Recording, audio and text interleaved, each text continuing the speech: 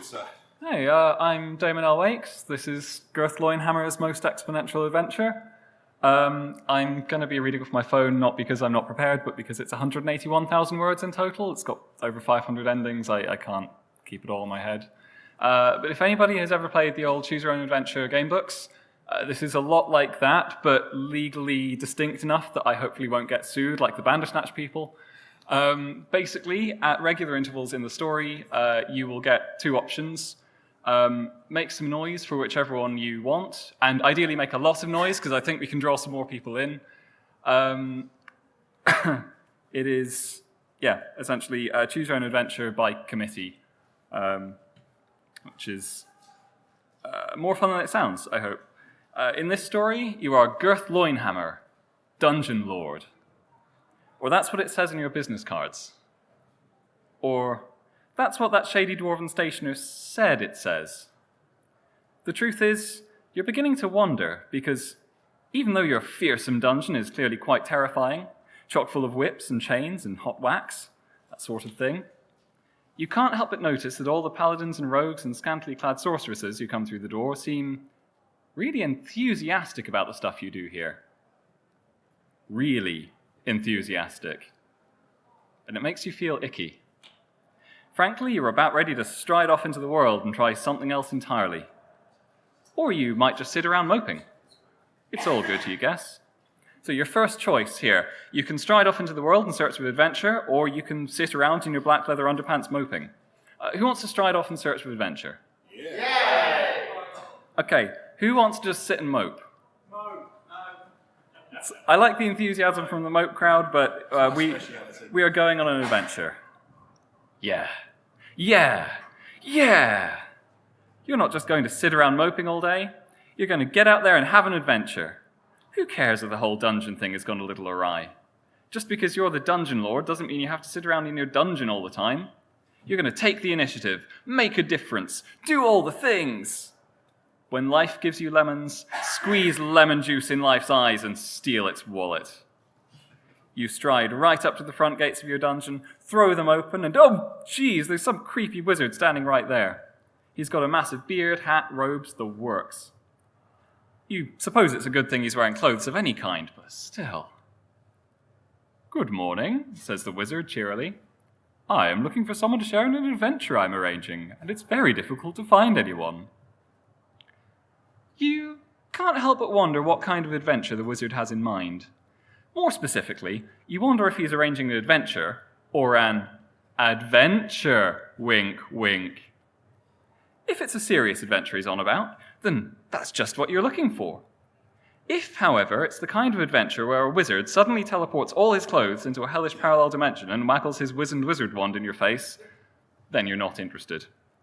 So you can assume it's a serious adventure and follow up on it, or say you're not interested. Who wants to hope for a serious adventure? Hope for a serious adventure! Who's not interested?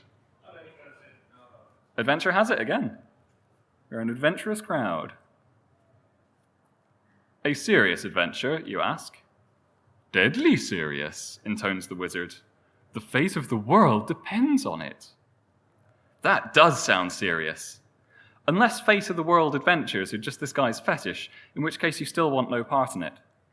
This uncertainty presents a dilemma, since naturally you want more information, but you don't want to continue the conversation in any way that suggests you'd be willing to engage in anything other than a legitimate, non-sexual fate of the world adventure.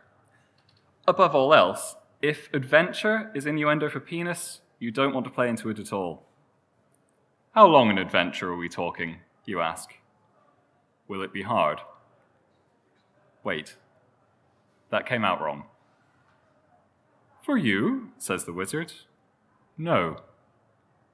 That's either a great reassurance or a bit of a letdown, depending on, whether the two of you are talking about an adventure or an adventure.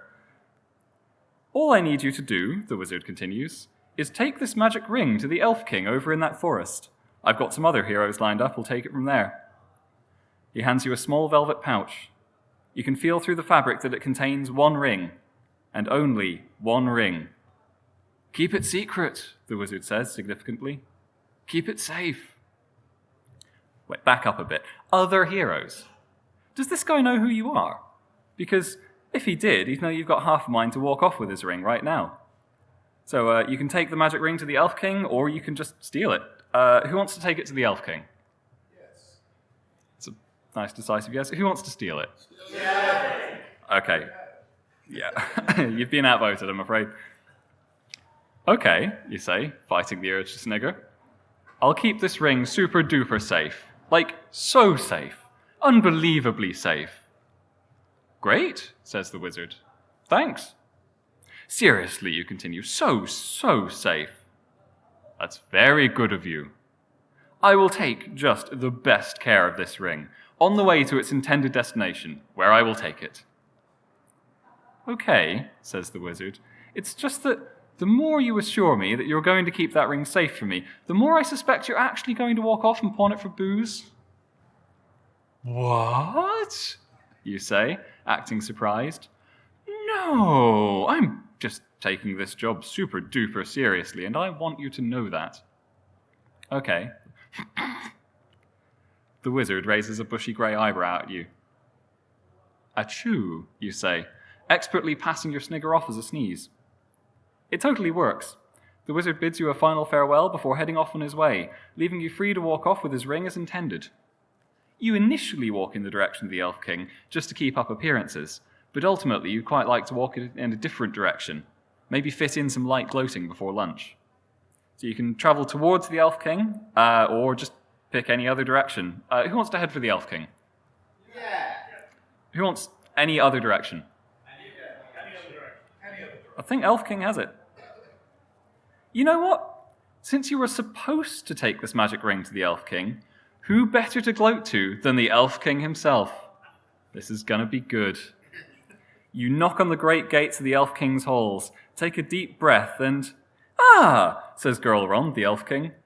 I see you brought the ring. Thank you, noble sir. And he totally grabs it right out of your hand.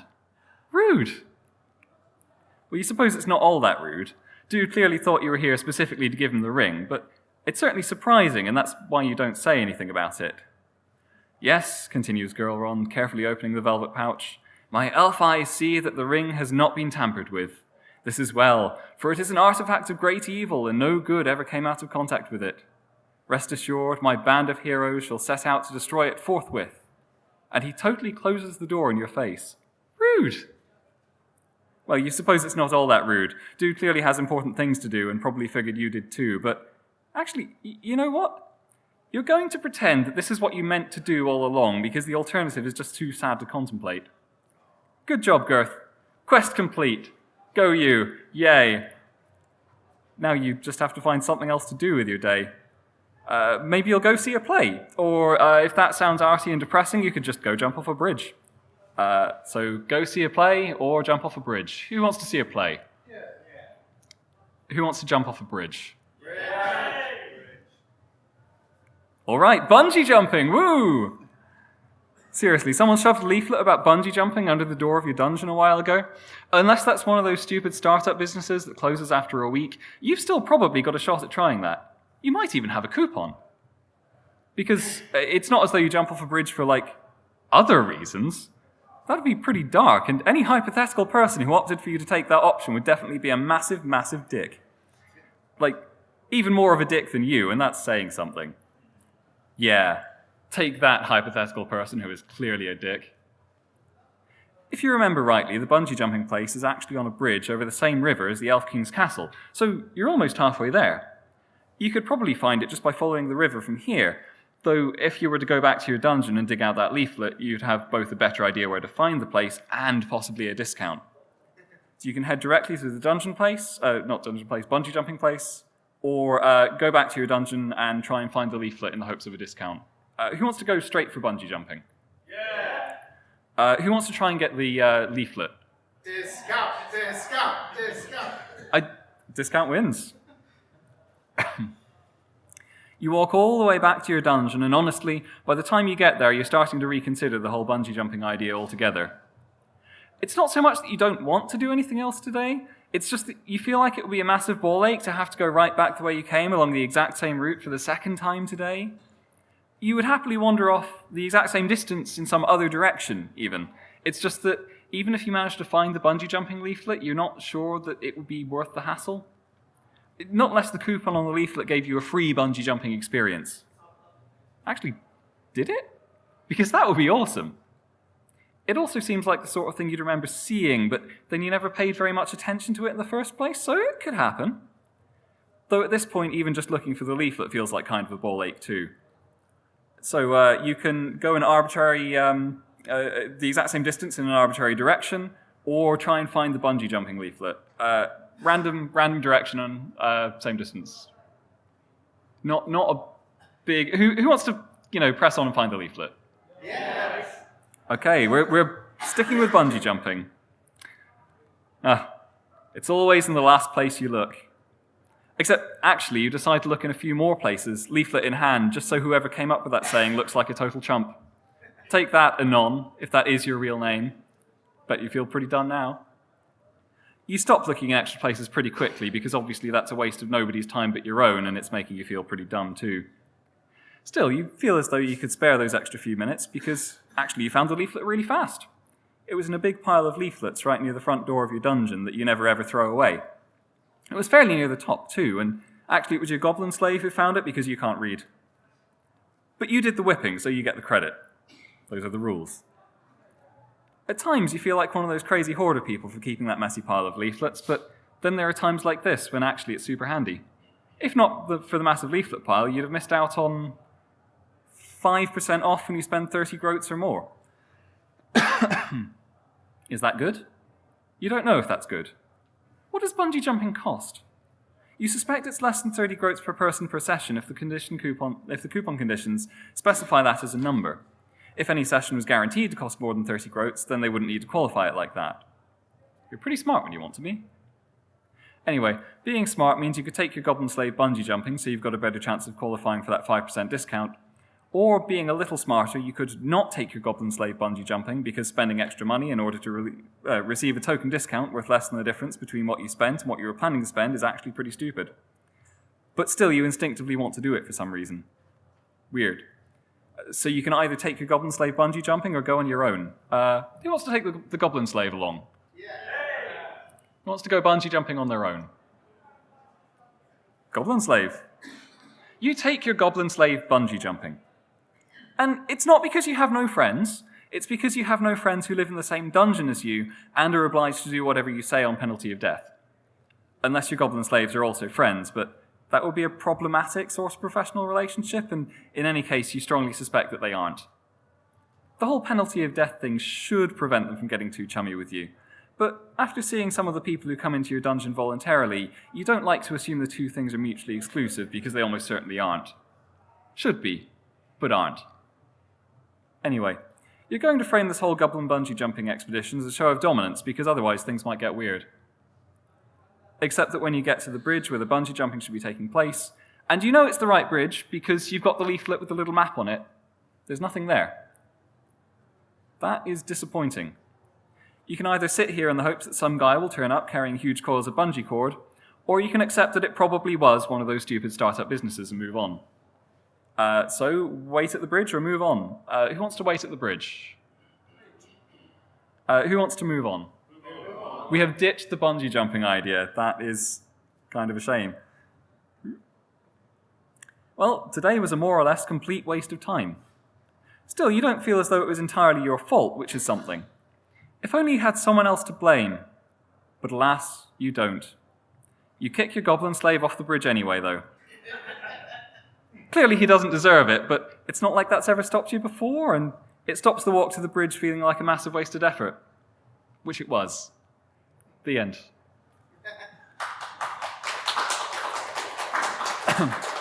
So, that is one of 512 alternate endings. We definitely have time for another, so I'm going to crack on with that. I feel like a few people may have walked in, but essentially you are Girth Loinhammer, this guy with the slightly suspect-looking costume. He wants to be a generic fantasy villain and steal treasure from heroes who come in to try and defeat him, but they're all weirdos, so you're caught up. Your options are to ditch the whole dungeon idea and just go off in search of adventure, or you can sit around moping. Who wants to go off in search of adventure? I see your hands up. Who wants to sit around moping? I thought that would probably be the preference after the first one being the other. You lean back in your diabolical black throne and think about your life. You've got a good thing going here. In a world where 99% of the population are mud-spattered farmers with nothing to eat but turnip tops, you live in an ostentatiously decorated subterranean tunnel complex. This isn't one of those, think of all the starving children in Azeroth spiels, by the way. Thinking of those suffering farmers actually cheers you up a bit. But only a bit. Because as impressive as this place is, you've pretty much sunk everything into it, and it has not gone as planned. You kind of want to go to the pantry and get a mead, but it's 8 in the morning. As a rule, you generally wait until at least 8:30. So your two new options, you can go to the pantry and get a mead, or maintain some self-respect by waiting until at least 8:30. Who wants mead? Mead. Who wants to maintain some dignity? That is a noble cause, but we are getting hammered at 8 in the morning. You're far too much of a badass to care what time it is. And in any case, there's nobody else here to judge you for drinking in the morning. That second thing is probably more of a factor than the first, if you're honest with yourself. You can have a mead any time you like. Except right now, apparently. You don't have any. That really bums you out. You could accept that you've now hit rock bottom and tried to turn your dungeon into something less depressing, or you could find a tavern and drink there. So, turn your dungeon into something less depressing, or find a tavern and get drunk there. Who wants to turn the dungeon into something less depressing? Yes! Other option is booze. Oh, okay, we're doing grand designs, apparently. Oh, wow. The moment you accept that things aren't working, the moment you come to terms with your problems and start looking for solutions, things suddenly don't seem so bleak. It's like after all these years, after some of your darkest days, there's finally a light at the end of the tunnel. This place can be anything you want it to be. Anything. Like... Shoot, you've got only the vaguest of ideas. You could turn your dungeon into something fun, you guess? Or, since basically your entire problem has been that people have been treating it as something fun all along, maybe you'd be better off turning it into something really boring. So you can turn it into something fun or something really boring. Who wants to turn it into something fun? Okay, who wants to turn it into something really boring? Okay. We are going for the Fungin. Okay, something fun, something fun. Fun is not your strong suit. You rack your brains for things people tend to, do for fun, but not that. You suppose you could turn this place into a nightclub. You've been over to Megalurts plenty of times. That place is run by orcs. It does all right, and your general thinking is that if orcs have the mental capacity to tackle a job, you can probably do it too. Probably. But then you kind of feel as though a nightclub might end up full of nearly naked people grinding up against each other, and that is disturbingly close to taking you full circle here. You might want to aim to turn the dungeon into something more low-key, like a restaurant. You'd definitely be going for the boring side of fun there, but hey, at least nobody would wave their naked buttocks in your face. Probably. Nightclub or restaurant? Nightclub? The idea is to shout. It's hard to kind of count hands, but I suspect it's going to be restaurant. Yeah. Okay. Okay, that may turn out to be more literal than you'd expect. Right off the bat, you have a problem. Literally, the only thing you know how to cook is roast boar, and that's not because you learned to do this one thing really well. You pretty much just get an entire dead boar, guts and all, and chuck it on a fire. The outside goes black, the middle's still raw, but in between those two extremes, some of it's pretty alright, you guess? It's good in sandwiches, anyway. Or sometimes when you order takeaway, you get extra noodles and mix some scraps in with that. Long story short, unless you're planning to establish Girth Loinhammer's big old boar emporium, you're going to have to come up with something else to serve. So you can come up with something else to serve, or establish Girth Loinhammer's big old boar emporium. Something else to serve? Who wants the boar emporium? Boar emporium. Well, okay then. Girth Loinhammer's big old boar emporium it is. You go out and get a decent number of boar carcasses. Don't ask where. The point is, you get an absolute ton of them because a lot of that meat's either going to turn completely black or become infused with entrail juice when you cook it. Seriously, if you like boar sandwiches, don't ask how they're made. Even more seriously, you're still not entirely sure this is a good idea. You feel as though the sensible thing to do would be to at least learn to cook boar properly, though the easy thing to do would definitely be to hire some kind of clown to distract everybody from how terrible the food is. So, cooking lessons or hire a clown? Cooking lessons? Cooking lessons. Who wants the clown? I think that is totally the reverse of last time I got this option. So, cooking lessons. You know what? Considering that you live in an area where basically every tavern includes a boar roasting on a spit, you're surprisingly stuck for ideas on who to go to for advice on cooking one yourself. You expect King Stephen, ruler of the land, must have some kind of fancy-pants royal cook who would be happy to drop everything and advise you. Alternatively, the library is closer. You could simply get hold of a cookbook and get one of your goblins to read it for you. So, fancy-pants royal cook or library book? Royal cook? Fancy. Library book. Library. Library wins. You head over to the library, not 100% sure that it's open today, or at this time. You live way out in the sticks, so the opening times are like Monday and Tuesday from 10 a.m. to 2 p.m., then Thursday at 2 p.m. to 4 p.m., and the same time every other Wednesday in any month in which there are 5 Wednesdays. Obviously, those made-up times are just examples, but you were confident that the real, not made-up times are similarly difficult to remember. Frankly, you're lucky they keep the library open at all.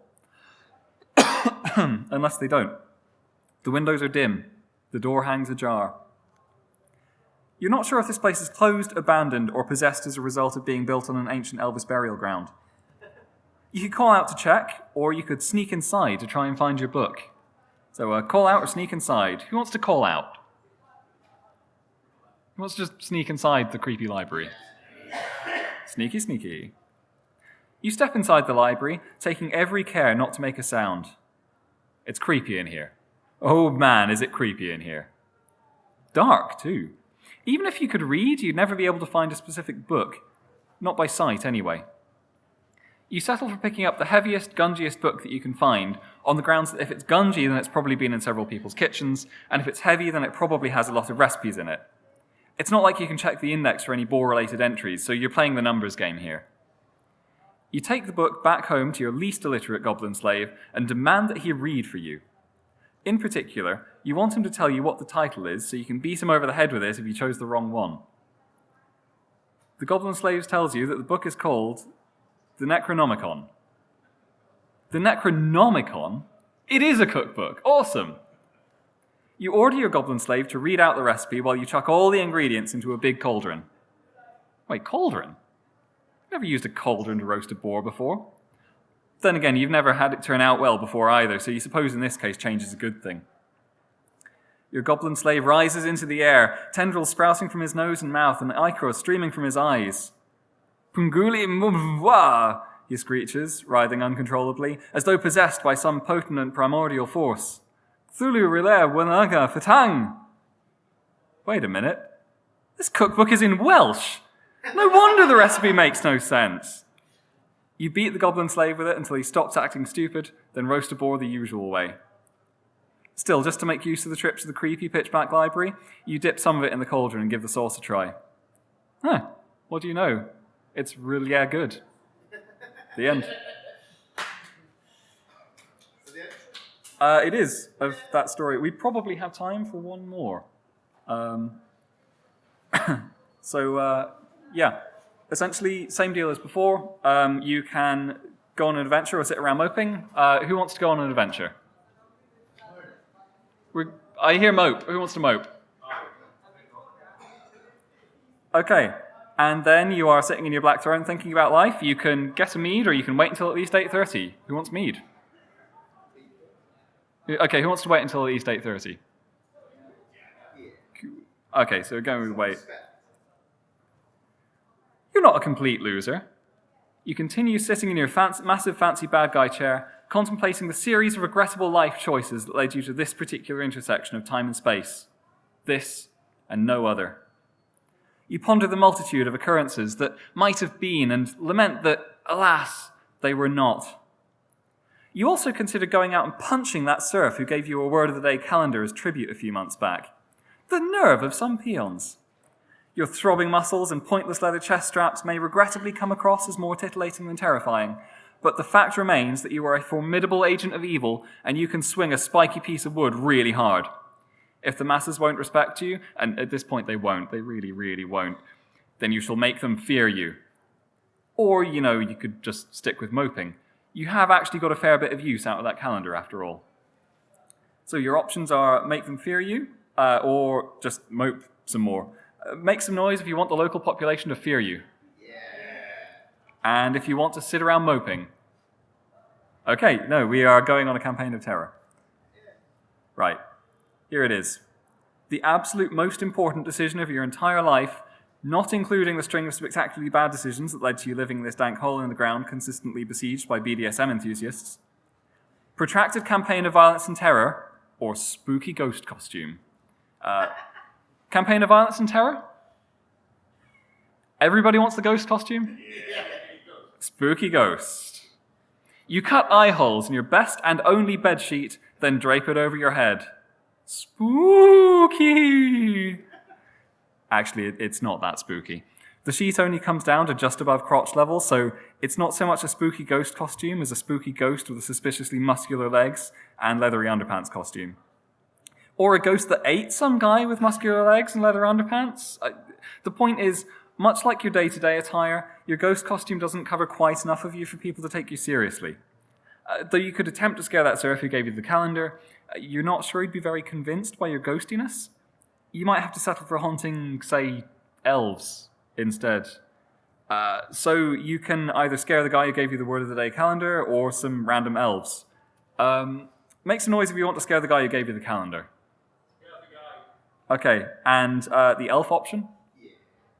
Scare the guy. Okay, we're going to scare that guy. It's kind of a long walk to the dreary little hamlet where the serf lives. Chilly, too. Good thing you're wrapped up snug in your spooky ghost costume. However, although the ghost costume offers some protection from the cold, it does nothing to protect you against a far more insidious foe. Boredom. You could simply keep walking to the hamlet, or you could hide in some bushes and scare the next traveller to come along. So make some noise if you want to stick with the plan and head to the hamlet. Who wants to just hide in some bushes and scare a random person? You hide in the bushes, spooky ghost costume wrapped tightly around yourself for warmth. Well, wrap tightly around as much of yourself as that thing will fit over. Whoever comes down this road next, you're going to boo them so hard. But nobody comes down the road. Pretty soon it's at least as boring as walking. In fact, you're pretty sure it's more boring. It's definitely more boring. You stand up, ready to resume your journey towards that serf's hamlet, and thanks to not sitting hunched over in a bush, you spot that there is in fact somebody coming down the road, still quite a way off. They've got a cart with them. As they draw closer, and after you've concealed yourself in the bush once more, you see that the traveller is an elderly merchant. You pop out of the bushes with the loudest, spookiest boo you can muster. The old man yells in surprise and sprints away, leaving his cart behind. That was fun. Having scared the guy once, you figure you could run after him and do it again. Or you could just let him run off while you steal all the stuff from his cart. So you can scare the guy again, or petty theft. Make some noise if you want to scare the guy. Petty theft? Yeah. Maybe reinvigorate the dungeon business. Ah. You pull back the canvas covering the cart and discover that it's full of pottery. It's fairly nice pottery, but individually none of the items are worth stealing. It's not magical, I am the genie of the gravy boat and I shall grant you wishes pottery. It's, here are some items you can pick up and put in your inventory, but don't bother because they're only here so the room won't look empty pottery. That kind of pottery. It's worth maybe 1 or 2 groats per item. If you were to sell the whole lot plus the cart, that would actually add up to a fair bit. However, you'd have a much easier time if you were to simply smash the stuff up, just to be mean. So you can try and fence the stolen pottery or smash it. Who wants to fence it? Yeah, just random smashing an old man stuff. Okay. You smash every single bit of pottery in the cart. It takes a while. As you dash the final piece against the cobbled road, there is a puff of glittery purple smoke. An ethereal chap in a turban rises from the shards of clay, roaring and stretching, as though emerging from a prison after many thousands of years. "I am the genie of the gravy boat," he proclaims. "You have freed me from my delicate yet functional ceramic oubliette, and thus, in my infinite gratitude, I am bound to offer you one wish. Choose whatsoever you most desire, and it shall be yours." Hang on, you say. One wish? What happened to 3 wishes? The genie shrugs. Those wankers in Parliament keep making cuts. You know, the last person to free me was King Stephen himself, and he got 5 wishes. How do you think he got to be a king and a famous author? Presumably with 2 or more wishes. You give the genie the get-on-with-it hand-wave gesture. Right, he says. Yeah, you can pick whatever you like, but I'm not allowed to kill anyone or bring the dead back to life or force people to fall in love. Fair enough, you say. You're more than capable of killing people without using up a wish. Bringing them back to life would be counterproductive, and actually, wait, that last thing gives you an idea. However, it might be safer just to wish for something simple. You're aware that genie wishes have a reputation for going horribly, deliberately wrong. So you can go with a love-related wish, or you can wish for something so simple it can't go wrong. Love-related wish? Everyone wants to play it safe. Okay, something simple. I wish for a goat what poops money, you say. That's it? Asks the genie of the gravy boat. You can wish for anything, you know, besides the things you can't wish for. Are you sure you don't want to wish for something bigger, perhaps something more ambiguously worded? That has settled it. I want a goat what poops money, you say, decisively. Okay, if you say so. The genie prepares to snap his fingers. Just remember, this is exactly what you wished for. Snap. Standing before you is a goat. Meh, says the goat. You give the genie a look. Hey, says the genie, you didn't ask for a goat what poops money on command. It's true, you didn't. Still, you feel as though you should demand proof this isn't just a... The genie vanishes. Nuts. Now how are you going to find out how are you going to find out if a little cluster of coins falls to the ground and scatters across the cobbles? To the genie's credit, they look clean. He's definitely passed up an opportunity to mess with you there. You pick up one of the coins and discover that it is a shiny, new, if disconcertingly warm, silver groat. As far as you can tell, it's real legal currency. You're not going to bite it to check, though. The end.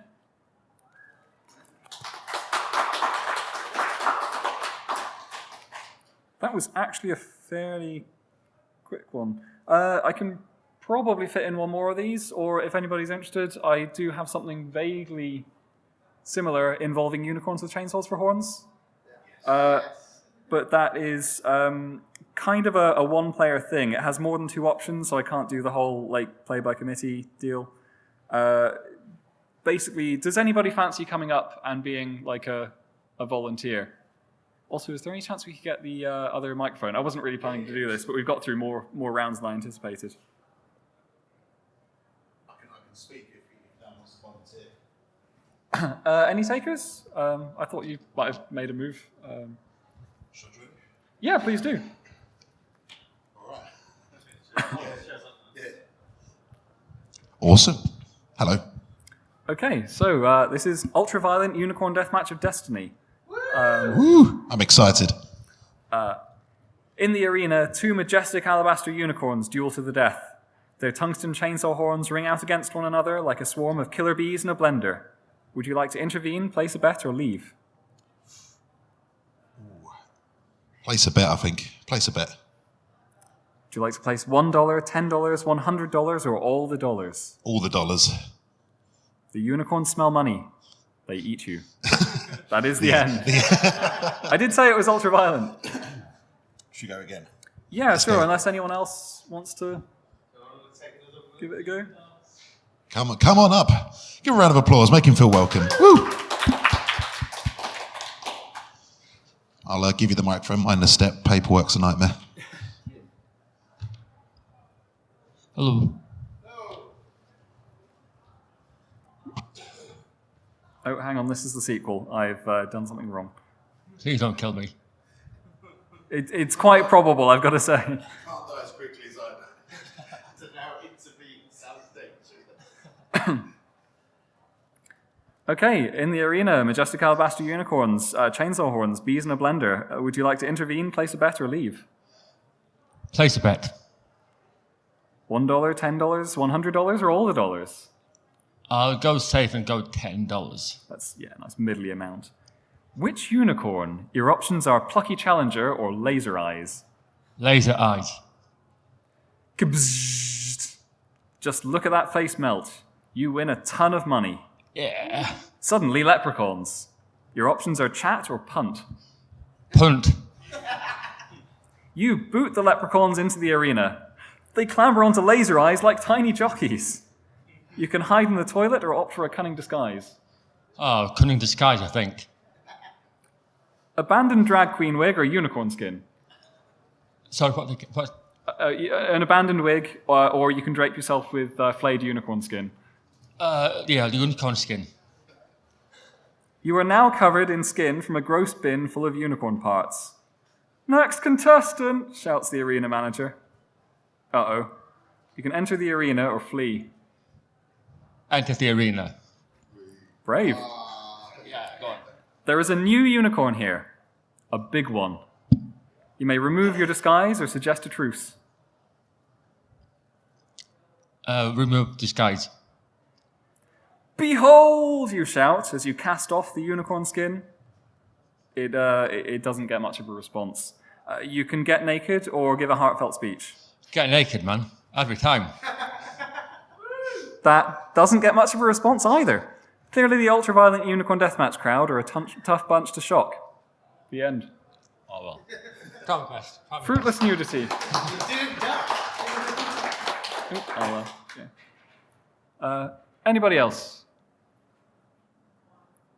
Anybody fancy a go at the sequel? Cool.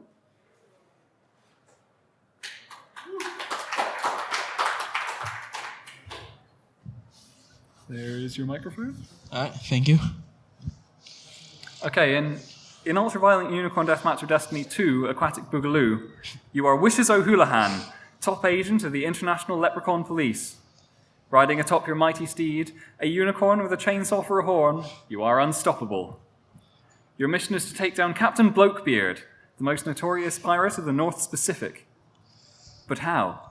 You can parachute in, speedboat chase, or launch yourself from a cannon. Cannon. Fire! You yell.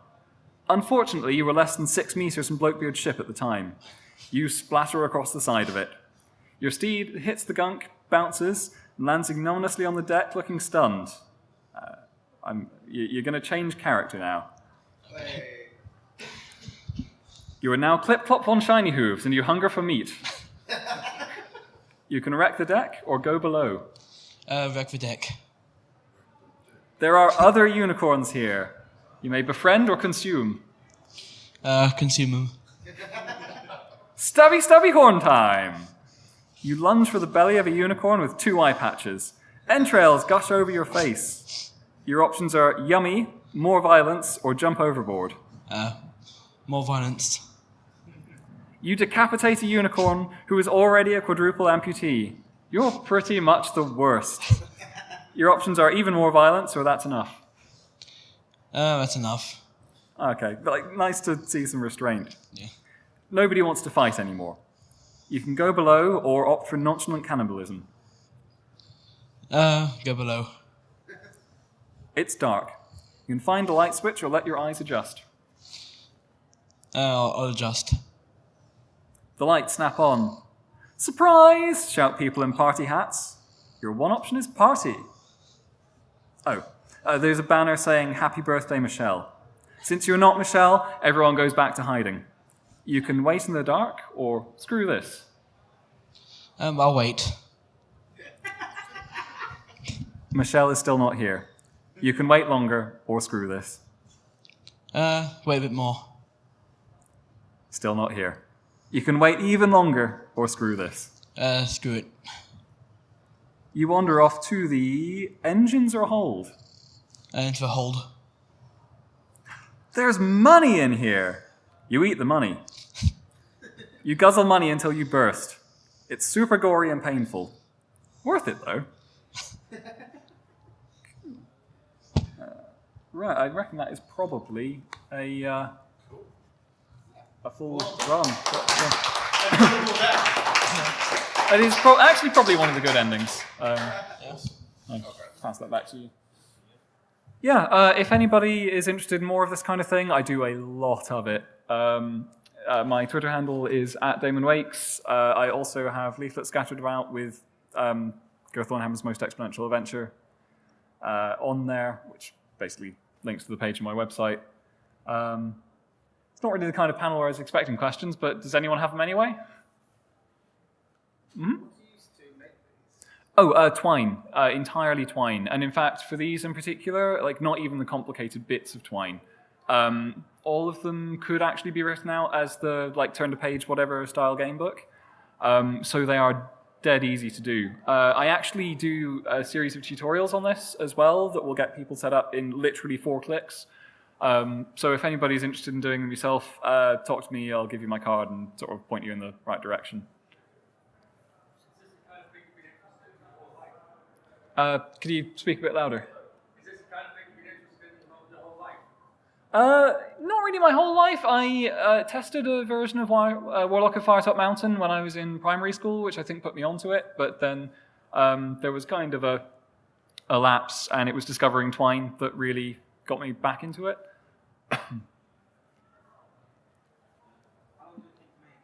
Girth Loinhammer's Most Exponential Adventure, somewhere between 1.5 years and 2 years, spread over like more than that time.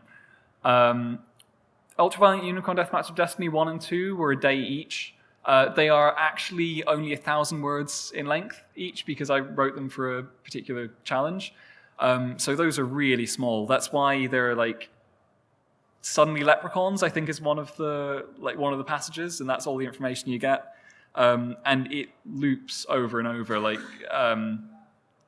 I don't think it happened in any playthroughs, but you can occasionally get, or like the Wreck the Decker Go Below. I think you ended up in a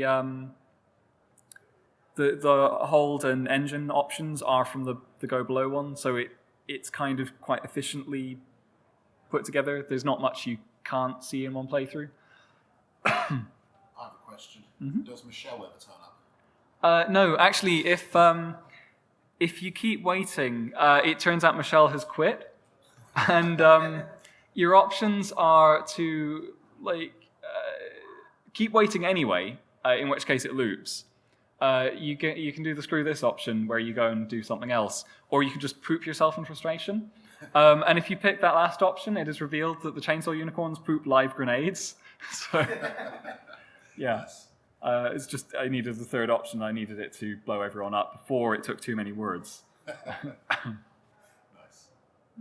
you went to the great called bungee jump, first adventure, great called bungee jump, what happened? Oh, if you'd actually waited?